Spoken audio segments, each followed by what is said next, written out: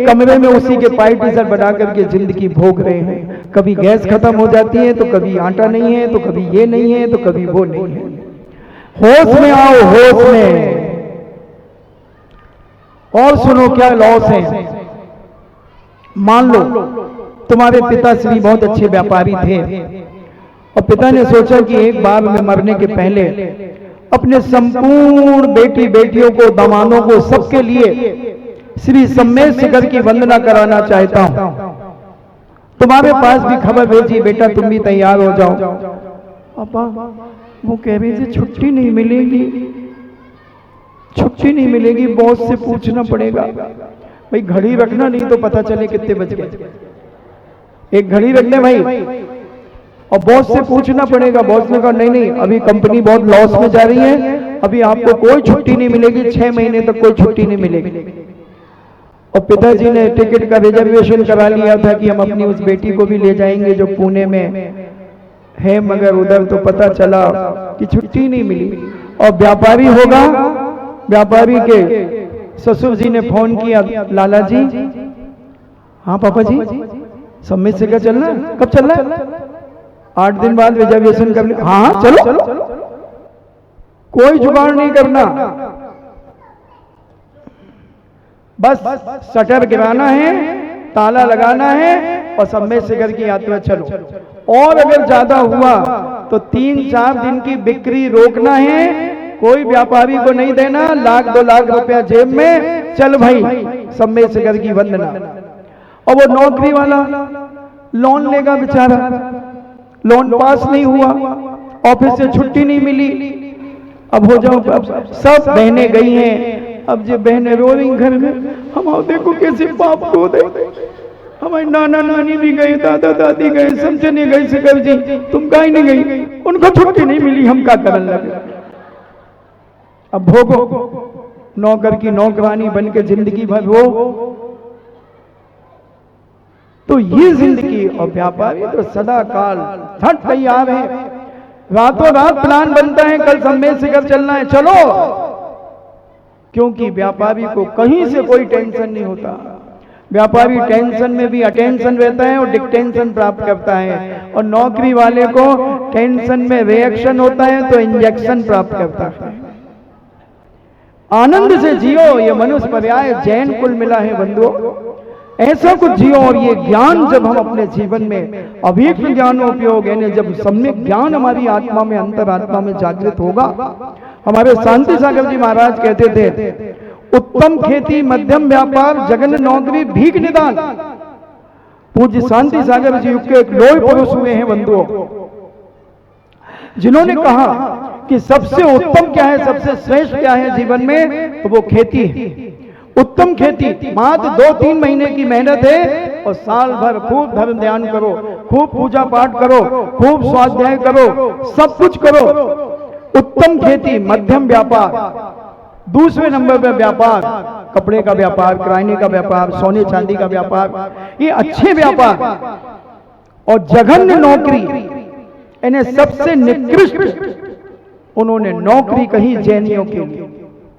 सुनो वे जैनियों, कान खोल करके। और जघन्य और भीख निदान, ऐसा कुछ जीवन में महापुरुषों की बातों को हम अपने जीवन में ग्रहण करें, याद करें, और अपने परिवार को और अपने आप को ऐसा ढालने का प्रयास करें। महाराज जी वहां सेपरेट रहने का आनंद ही अलग है, आप समझते तो हो नहीं। यहाँ परिवार में रहना पड़ता है तो काम धाम करना पड़ते हैं, वहां तो एक बाई लगा लो, 4,000 की कपड़े धोने की, 4,000 की झाड़ू पोछा करने की, और 5-7 हजार की रोटी बनाने की, और ऐस करो महाराज। हाँ, अशुद्धि में आएगी बेटा, अशुद्धि के हाथ का भोजन करोगे। शराबी की पत्नी आएगी और शराब वो भी पीती है, मांस अंडे वो भी खाती है जो तेरे घर पे काम करने आ रही है। तो तुम पाप के लिए पैसे दे रहे हो, शराब पीने के लिए पैसे दे रहे हो, मांस खाने के लिए पैसे दे रहे हो, और फिर तुम क्या करोगे अपनी जिंदगी में? दूसरों के हाथ का बना हुआ भोजन करना। बंधुओं, महान एक उदाहरण याद आ गया। जोधपुर के राजा, जोधपुर के राजा युद्ध के लिए जा रहे थे और उनकी रानी जो थी उसने अपने पति से कहा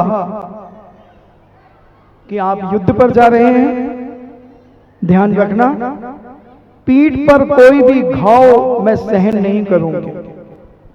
छाती पे जितनी भी कटारें लगेंगी, जितने भी तीर लगेंगे, मुझे गर्व होगा कि मेरा पति सूरवीर है।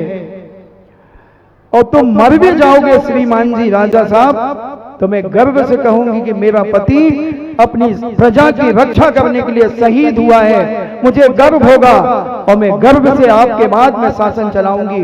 राजगद्दी पर बैठ करके मैं राजरानी बन करके अपने राज्य को संभालूंगी और प्रजा की रक्षा करूंगी। जोधपुर के नरेश ने कहा कि हाँ ठीक है। उसी समय उसने अपने पति की कटार निकाली, अंगूठा चीरा और पति को तिलक लगाया और एक तिलक स्वयं लगाया और कहा जाओ युद्ध के मैदान में दुश्मन को परास्त कर करके आओ। उनकी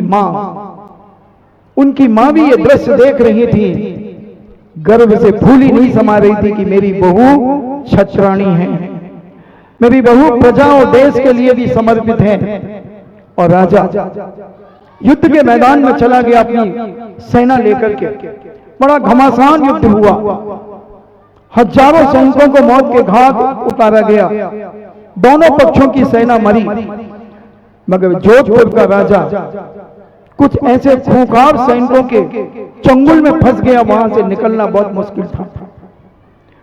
अगर वो भागता है तो निश्चित दुश्मन राजा पीठ पर कटार मारेगा, रोकने का प्रयास करेगा।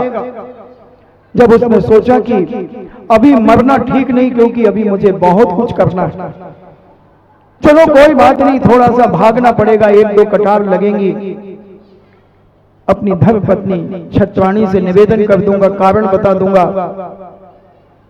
और जैसे ही घोड़े को एड़ लगाई और 3-4 सैनिकों के ऊपर से घोड़ा छलांग लगाता हुआ आगे बढ़ा, उसी समय दूसरे सैनिकों ने कटार को खोलकर और फेंक करके मारी, उसकी पीठ पर जाकर के कटार छुप घुस गई। कुछ लोगों ने तीर चलाए, 3-4 तीर भी उसके पीठ में चले गए, मगर छाती बच गई। और घोड़ा दौड़ा करके जंगल में से भागता हुआ, सेना उसके पीछे भागती हुई अपने राजमहल के करीब आ गई। छत्राणी अपने महल के ऊपर बैठी देख रही थी और देखती है कि मेरे पतिदेव आ रहे हैं, चेहरे पर बड़ी प्रसन्नता है, तेज है, ओज है। प्रजा जलसा मनाने के लिए खड़ी है, मंगल गीत गा रहे हैं, कलश लिए हुए हैं, नित्य गान हो रहे हैं, मंगल गीत हो रहे हैं, बंधन मारे लगे हुए हैं पूरे नगर में, ध्वजा फहराई जा रही है। उसी समय गुप्तचरों से पता चलता है कि राजा साहब की पीठ पर 2 कटार और 3 तीर लगे हुए हैं। रानी कहती है सावधान, राज्य का दरवाजा बंद कर दिया जाए, राजा को प्रवेश नहीं दिया जाए। दरवाजा बंद कर दिया गया। दादी माँ राजमाता कहती है बेटा क्या हुआ, दरवाजे को बंद क्यों कर दिया गया, सारे मंगल गीत बंद क्यों कर दिए गए? बोले आदरणीय माता जी, राजमाता, मैंने वचन दिया था अपने पति को कि अगर पीठ पर तुमने निशान लेकर के भी आओगे तो तुम्हारे लिए ये दरवाजा बंद हो जाएगा। मेरा पति कायर नहीं हो सकता, मेरा पति कायर नहीं हो सकता, इसलिए राजमाता मैं उन्हें प्रवेश नहीं करने दूंगी। माता कहती है सुनो बेटा, मेरा पति कायर नहीं, तेरा पति कायर नहीं है, मेरा बेटा कायर नहीं है, तो मां फिर उनकी पीठ पर ये निशान क्यों? बेटा मैं इतनी लिप्त हो गई थी उसके जन्म के बाद पंचनियों के विषयों में, मैं इतनी रागान्वित हो गई थी कि तेरे जो पति के पिता जो थे राजा, हम दोनों राजा रानी इतने रागान्वित हो गए कि उस बेटे को हमने दासियों के भरोसे छोड़ दिया था और दासियों ने अपने आंचल का दूध उसे पिलाया। कुछ दिनों तक हमें होश ही नहीं था, हम इतने रागान्वित हुए, पंचेंद्रियों के विषयों में हम लिप्त हो गए, हम यहां वहां घूमने जाने लगे, बेटे को हमने छोड़ दिया। दासियों के आंचल का दूध पीने के कारण हमारा बेटा कायर हुआ है, ना कि मेरा बेटा तेरा पति कायर है। बेटा एक बार माफ कर दे उसे, एक बार माफ कर दे उसे। तब छत्राणी कहती है, मां अगर ये बात सत्य है तो मैं अपने पति को माफ करती हूं और आज के बाद हमारी भोजनशाला के अंदर कोई भी नौकर नौकरानी नहीं होंगे, मैं अपने सगे हाथों से भोजन बनाऊंगी, क्योंकि मैं छत्राणी हूं, मैं अपनी संतानों को कायर नहीं बनने दूंगी, मैं कायर नहीं बनने दूंगी। और राजा को आगवानी की गई, राजा के चरण स्पर्श किए और कहा, हे प्राणनाथ, आपकी पीठ में जो घाव हैं वो आपकी कायरता से नहीं है। मुझे राजमाता ने बताया है उसका रहस्य, कि राजमाता ने कहा है कि मैं इतनी रागान्वित हो गई, मैं पंचेंद्रियों के विषयों में 24 घंटे लीन रहने लगी। हम राजा और रानी 24 घंटे इतने पाप में लिप्त हो गए कि हमें संतान की चिंता ही नहीं हुई, और उसका लालन पालन दासियों ने किया है। तो नौकरी करने वाली सुनो भी बेटियों, नौकरों के साथ शादी करने वाली सुनो भी बेटियों, तुम्हारी जब संतान होगी तो कौन पालेगा? आया पालेगी, क्योंकि तुम दोनों तो ऑफिस चले जाओगे और वो संतान तुम्हारी ऐसी कायर और दुष्चरित्री होगी, उसका कैरेक्टर इतना लूज होगा, क्योंकि एक छोटी नारी उसे पालन करेगी, क्या सिखाएगी, क्या करेगी, क्या बताएगी। और बच्चे को संस्कार कब दिए जाते हैं? 9 महीने गर्भ के संस्कार, और उसके बाद के साल 6 महीने के संस्कार ही जीवन के संस्कार होते हैं बंधुओं, बाकी कुछ नहीं होता, तुम कुछ भी कर लेना। इसलिए नौकर के साथ बोलो, उनकी तो जानें निकल रही छोरियों की, कि महाराज हमने तो धारणा यही बनाई थी कि हम तो नौकर के साथ करेंगे। करो, ये शब्द याद करके रखना, मस्तिष्क में फिट कर लेना।